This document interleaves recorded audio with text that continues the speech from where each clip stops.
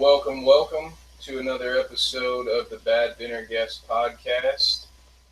I am Kev, And this is Lou.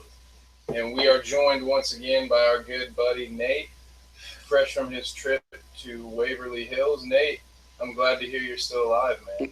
Yeah, thankfully.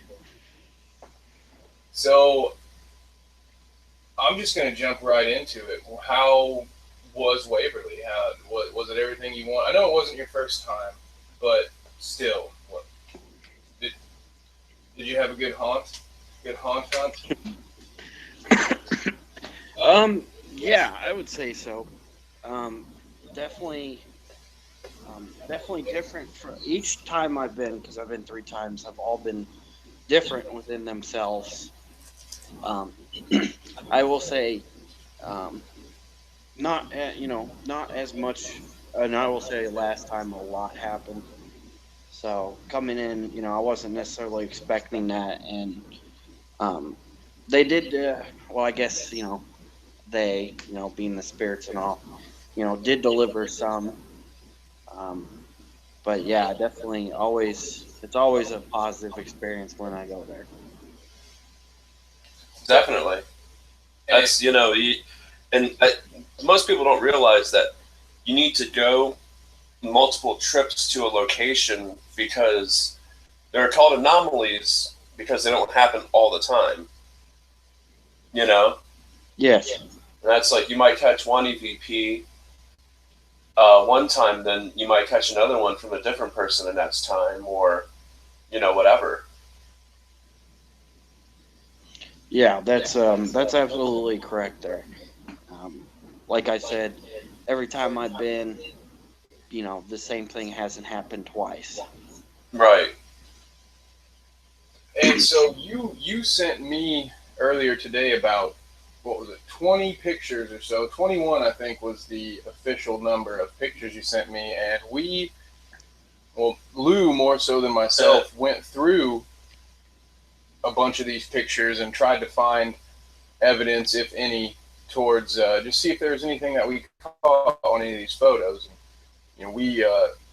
We talked to you about the one which you already have talked to us about, being a recording, a piece of audio recording there. But so can you see my screen right now? Yes, I can. Pictures I'm looking at. Yes. So to those of you looking, and we'll bring up here another version of this photo that has these two lights circled. But this one, was my favorite picture because it's just a great shot of the moon trying to shine through the clouds like that. Even if you weren't definitely at a haunted place, that would have been a really cool shot. But hovering below there, we have those two lights that seem to just be coming out of absolutely nowhere. There is not a single light anywhere in this picture outside of those two spots and the moon. So was that something? Did you take this picture? Did you notice any of that stuff? So those lights there in that corner, I actually did not notice them when I took the picture. I honestly can't recollect them being there. To explain that, so that area right there, if you go further to the left out of the picture, that's where you park when you go in. But nobody, I can honestly tell you that was on the second floor. So, that was a little earlier in the evening for myself and my friend. I can't explain it, what those lights would have been, but I can tell you that they're very peculiar about trespassing and having, making sure people aren't interrupting. And it's not just a thing with these investigations, but it's in general. There were no cars, there were no people over there, so I honestly can't explain what those two lights would have been. Right. Now, go ahead. Because those are almost classic orb. Yeah. As far as like a classic orb would be concerned, that's it's pretty classic because orbs are barely, I don't want to say barely light up, but they don't give off light to illuminate their surrounding either. That's correct. They're not. I mean, they're not a dim, but they're their own light source that is not very luminous. Right, and that's if you zoom in, you can see that they like the one on the right and inside the circle almost looks stationary, but the other one almost looks like it has movement to it. And you're talking in this picture currently? Yeah, I'm talking about the last picture. I'm sorry. Okay. Yeah. If you zoom in, there we go. The orb, we'll say light. I don't want to classify it as an orb, but you see the one on the right almost looks stationary, whereas the one on the left looks like it's been moving. Yeah. And that's like, orbs usually have a trajectory, but you also will catch stationary orbs, which leaves people to discount the idea that it's just dust, because dust almost constantly moves, as it's falling. Right. Yeah. So outside of, so you didn't see this, but if I can zoom in as best as I can down here on these steps here, there's another light source in this photo. Now, I guess just beyond just the pictures, because I didn't think there was going to be a great chance of you catching anything on film. Right. But as far as you being there, as far as your auto recordings or just your general feeling, did you feel like you guys weren't alone while you were there? Could you feel the presence? Yeah. So, just a couple of points on that one. When we were in the morgue, I was laying. You can lay in the bottom body tray, and they're the original body trays. That's what you were saying last time we talked. So I was laying in there, and I caught on my camera, and I wish I could have uploaded, but I caught on my camera an orb that started up at the top of the ceiling. So it's just to give an example. So it started up here, and then went. I can't really do this with my finger on here. So it went curved. It curved basically at the top, went straight down, then curved back and disappeared within the frame of the camera. And I mean, you could tell dust. It's pretty easy to tell dust in there. But this thing was a solid mass, and I mean, it was probably about that, about the size of if you were looking at a golf ball in a picture. I can't say it was like that size, in real life. Okay. It definitely took a track that wouldn't have been dust. And my friend happened to say she saw something crawl on the floor on the camera just right after that orb. But after I went through it, I didn't see anything that necessarily would have, backed that up. Right. I will say also with the morgue, there was just this feeling. It's a heavy feeling of just sorrow. Death and sorrow, and you may not necessarily catch anything, but more likely than not, and I felt it every time I've been there, you will get that feeling, and it's honestly pretty exhausting, to be completely honest. Oh yeah, especially if you're sensitive to the other side. So when you mentioned a friend a moment ago. Now, was this the friend you were telling me before we got on the air here, while we were testing the connection, something along the lines of you thought one of the friends that accompanied you on this trip may have taken something with her? Yes. I got a text earlier, around 2:30 or so. My friend let me know that something open and let me double check on the text here, so I get this correct. Not a problem. She woke up to her door opening and nobody was in the house. Ooh, Okay. that is really creepy. Little bit. So I mean, Just a I little don't bit. know. Obviously, there's more things you can, whether there's a draft or something. Um, I've never been in her room to. I mean, who goes and checks the door out just to check a door out? So Right. I can't say if that door's easy to open or whatnot. But um, excuse me. Um, I mean, that's eerie in itself. Little bit. And I will add a little bit that she went to a different place the night before, a local place, and she said during the night things kept walking around her house. So this was the previous night.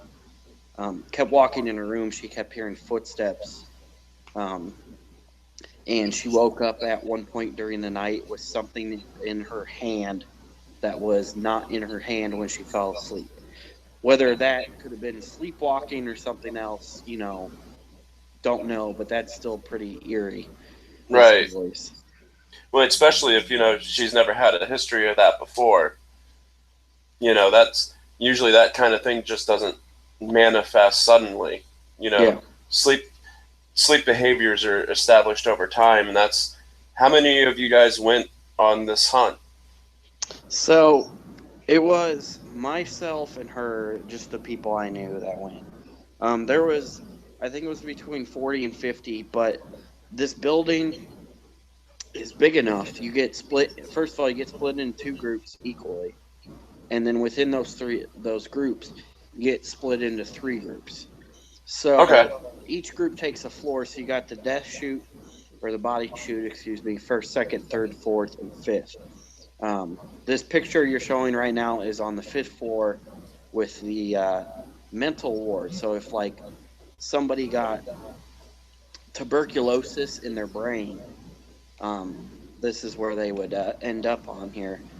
Didn't really have anything happen in this room. I've actually never really had anything happen in the 3 times I've been there. Okay. But Now, you basically, never had go anything ahead. happen in this room? Not that room specifically, Okay. no. Okay. So basically, it ended up being like maybe 8 people on each floor, and there's enough room. You're not really getting any outside interference from them. Right. And if you hear like footsteps and stuff, you can tell if it's somebody on the floor above or somebody actually actually living being there walking towards you, because there's a difference between somebody normal walking and taking footsteps and some sort of spirit. From my experience, I've heard, it seems a lot more diminished in terms of the sound. Okay. So now, there were 8 in your group with you altogether, or were there 8 total people in the entire building for the night? There are 8 in my quote unquote group, but when you get put on each floor, you don't all have to stay together. You go to wherever you want on floor. So for the most part, other than that one picture I took, my friend and I, we were off basically by ourselves. Okay. Okay. Now, so did you have any? So you didn't have really any occurrences of you running into any of the other people out there doing their investigation. So there weren't ever any moments where you thought maybe you heard something and then you walk down the hallway to find out it's just 2 other humans with their audio recorders out making noise. Nothing like that. Yeah, that is correct. I will say I did happen to scare, and this was not on purpose, but I happened to scare a couple of people. I was like, this was the one example of that was I was outside the operating room, and I had the camera shooting in the operating room, but I was looking down because they're on where the floor the operating room is on.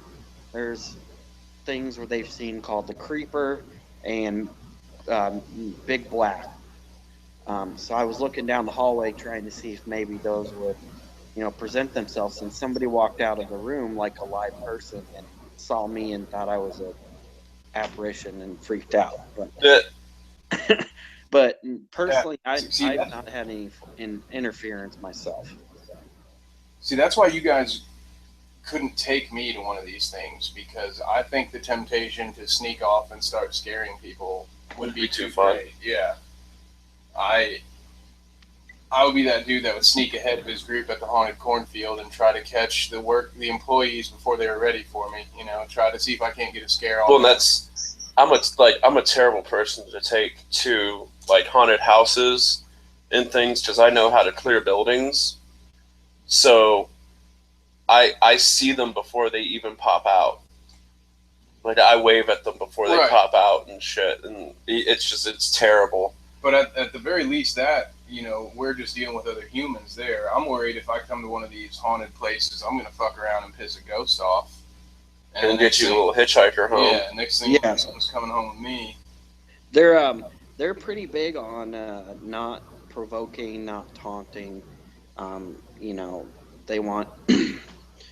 There are some possible negative spirits in that building, but for the most part, and they're big on no seances or Ouija boards either. Oh, really? So they want to make sure nobody's willingly trying to draw out some of the darker spirits, huh? Yes. Like Big Black is not a very friendly spirit, from what I've been told. I've never had an interaction, but basically, to give you a little idea, Big Black is the spirit that's like 13 feet tall. You'll notice him first as like you'll see all the ambient light being like quote unquote sucked up as he moves towards you. And from people, the owner who has felt like she was, consumed by Big Black, you basically can't hear anything. Like if you're standing right next to a person, you couldn't hear them, and it's like a vacuum. Okay. But that has not happened to me, so I can't, say if that really happened or not. Right. That's a heck of an encounter, really. Are there any of the? Because I imagine a place like this has a handful, if not more, of ghost stories. Are there any of the more popular stories that you maybe feel that you have run into, or? So there's a couple. There is a room on the second floor where they actually have identified the person who actually lived in that room. Her name is Lois Higgs. She unfortunately was there for 7 years and passed away of TB. But I've been in there and have with a guide there, because they have two guides. They're not like supervising you per se. They actually participate, and they just make sure everything's going okay. Right. I've actually communicated through various methods with Lois, and I have definitely felt her touching like my arm, and then not in a negative way. But she's very open to communicate with like new people, strangers. Okay. How would you describe that feeling of her touching your arm? First of all, it's a cold feel. It felt cold to me. Hair stands up. It feels kind of staticky a little bit too. Okay. Because they're supposedly to feed off of electromagnetic energy. Right. So, that was where the static would come in. Almost like goosebumps? Yeah, a little bit like you're getting goosebumps, but you're not really getting goosebumps. It's just your hair is standing up on its end, and you get that staticky feeling. Another one in the lobby area especially the first floor stairwell right behind the lobby area. A lot of times they tend to get a rotten or sulfuric smell, which tends to relate to more demonic stuff. And not this Right. time, but the last time I went, there was a strong rotten egg stench. So, we definitely got out of there, rather quick, not to deal with anything demonic, because I'm not taking any of that. Yeah, I don't blame you on that one. That's as soon as you smell that sulfur or feel heat, turn around.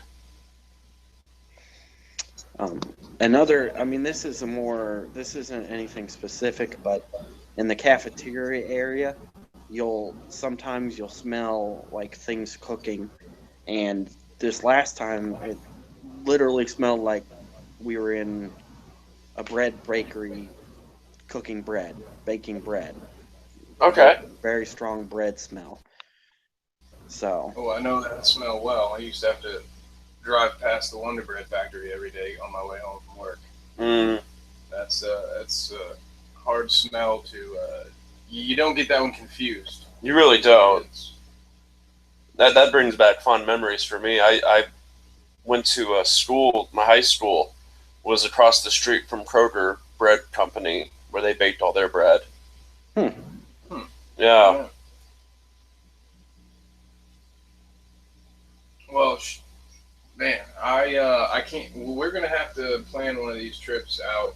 I really want to go to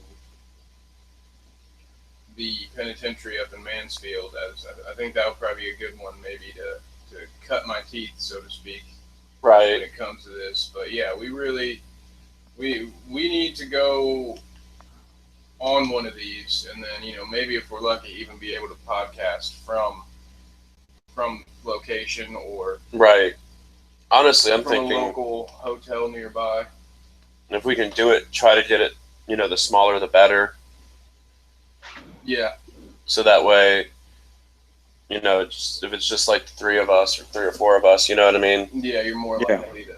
Well, and not even that, but it's. I think it would be a little bit more beneficial for you learning. If you don't have a whole bunch of distractions and people, because every time you get somebody talking about the paranormal and things, people just start. Everybody's an expert sometimes, and it's just you got to focus on what's at hand and take that and learn from it. Oh yeah, which for the record, I don't think that would be a problem with me. One thing, since we have made this attempt to be a sort of alternative news outlet, whether it be the paranormal or so-called truth movement and conspiracy theory, you run into air quote experts everywhere you go. To whereas I would just mainly, I agree with you that maybe we should go somewhere a little more isolated, just so there aren't people around, so we'd have a better chance of maybe seeing something. But when it comes to like people trying to that would be one ear out the other anyway. For me, I would be pretty much just focused. It also helps really limit the distraction of different people, and it because it also avoids the inevitable like people breaking down their whole theology sometimes when you're just trying to be there for a learning experience, learn how to do it. Right. I would barely be talking to you guys while I was there. I'd be there to try to find something. Right. We can hang out in my living room and have a conversation. Right. Well, that's 9 times out of 10 what you'll do is you'll take your EMF reader or a temperature gauge, and if you start to get spikes or readings that indicate the presence of something, that's where you'll set up your voice communication process. Okay. Your DVR, or your trying to think of what the your digital voice recorder. Or you can actually even just use the recorder on your phone as well. Yeah. Oh yeah. But to go back to the EMF, I just got a a good quality EMF detector that also measures temperature, and I did get a rather large spike during a recording in the what was a maintenance room, but also was an auxiliary morgue because I don't know if you noticed in the pictures, but there's only 3 body trays, so they had to meet a quota of autopsies, especially if the deaths were not seen to be from tuberculosis. So, kind of like an overflow room. Yeah, absolutely. So I got a really rather large spike in there. Yeah, that's pretty cool. I would imagine so. A maintenance room that doubled as an extra morgue. I can only imagine. Well, and that's typically people will tell you to stay away from sanitariums, accident scenes, and things like that. And that's, I think what would be really fun to go to like Gettysburg, and that's because like people see full body apparitions at Gettysburg type events. And I mean, I've been before, but this was when I was like 12, and ignorant kid who didn't really care about anything stuff. So it would be nice to go back now and do like you said there. And that's that's because when I used to go to the graveyard, it was an inevitable treasure trove, and that's like the thing is, I wouldn't necessarily recommend it, but if you do it, you have to be respectful of the spirits and of their space, and respect's a two-way street. Oh yeah, and that's why a lot of people that are ignorant and use the Ouija boards. I mean, you could think Ouija boards are complete, hokey pokey bullshit, but they can be dangerous, and you don't know necessarily what you're opening yourself up to. Well, that, and especially when people start to tell whatever that they're communicating to do stuff, because that's when you start allowing them access to the physical realm sometimes.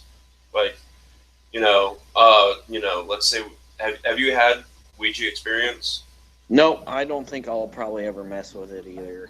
I've done it, and it was crazy, and it's like, telling it to do things in the room is just a bad idea. Oh yeah, because I mean, it could say it's, and this happens a lot. Like, what if for some reason you're communicating with children's spirits, but a lot of times demonic stuff will try and mimic, being a child spirit. You like I said, you don't know what you're opening the door to. You really don't. It's like a it's like a blind date. You never know who's going to show up. And sometimes it's someone nice, and sometimes it's someone not so nice. That's the unfortunate reality when it comes to dealing with these, and that's I know some people will say a prayer of protection before they start doing it, because I did it with Wiccans.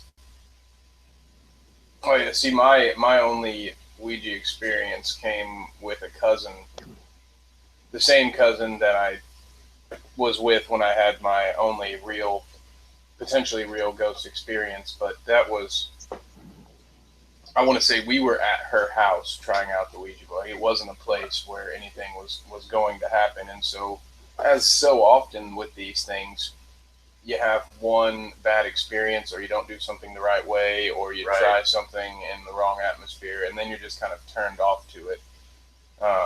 And when you're that young, it really only takes the one time to really set it back for a long time. So it was never anything that, if anything, I lean towards what Nathan was saying at first, where it's like I don't believe really any Ouija story that I've heard before without, because I haven't been there to see it with my own eyes. And the only time I did experiment with a Ouija board, I caught my cousin moving it with her own hands. So, you know what I'm saying? Like, Right. It's one of those things where, yeah, I would love to try it again around some people that wouldn't mess with it, and but yeah, the planchetta.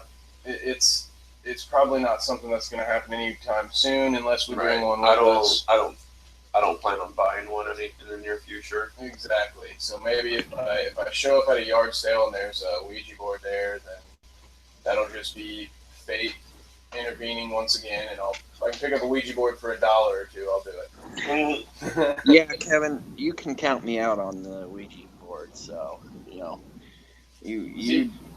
Yeah. That's fine. That's fine. See, because I'm not scared of it or whatever, the dark spirits or right. that stuff. Well, Nate already knows. You guys both just read the short that I posted today, so I'm clearly not afraid of the dark or talking about dark things or just being creepy in general. So I would be that dude if the three of us were around a hypothetical Ouija board and we got some scary message. I'd be the dude who's like, "Oh my god, oh my god, oh my god!" Everybody else would be running out of the room, and I'd be like, "Wait, can we ask you something else?" I'm the preacher. I'd have to stay and try to contain it. Oh yeah, that's right, Lou, the Reverend. Oh man, well, I think I don't know what else we got. What else we got for Nathan, Lou? I think that's some good catching up. I mean, do you have any future sights on where your next hunt's gonna be? At this time, no, not really. It's Fair not enough. Been a forefront. I've got a lot of other traveling and things along the likes that I have going on. So, no doubt, and I mean, I'm sure you still got tons of audio to go over.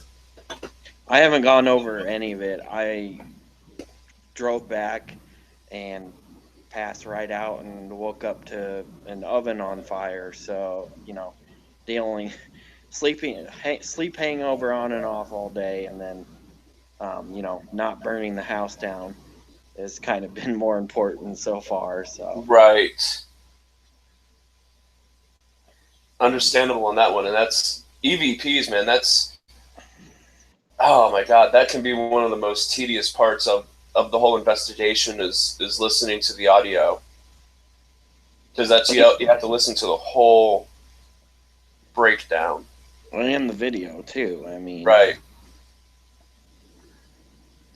No, I can only imagine how long that process is going through all that stuff. I mean, from the video editing that I've done, I know that it takes a long time to sit through and listen, especially when you have unattached audio, when the audio and the video are separate, and you have all you can do is just sit there and hope you didn't wander off into another thought process and zone out that, because I do that too often. I'll zone out the audio.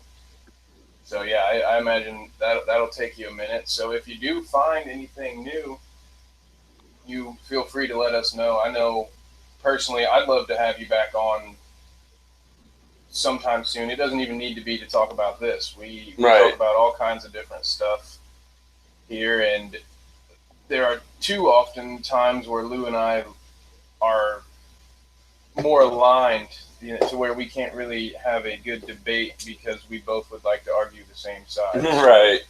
Here very soon, it might be nice to have you come on and kind of keep us in check.